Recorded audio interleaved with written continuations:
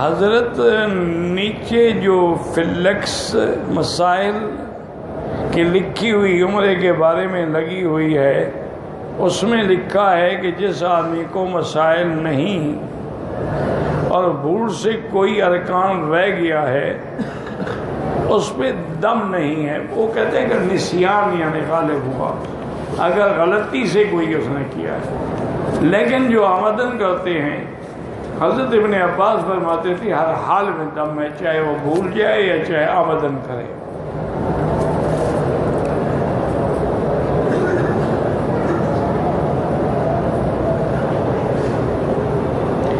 فجر کی نماز سے لے کر سورج نکلنے تک مکروہ وقت ہے، لیکن حنفی حضرات کے نزدیک، باقی ائمہ کے نزدیک نماز پڑھ سکتے ہیں. یہاں تو ہر امام کے ماننے والے لوگ ہیں.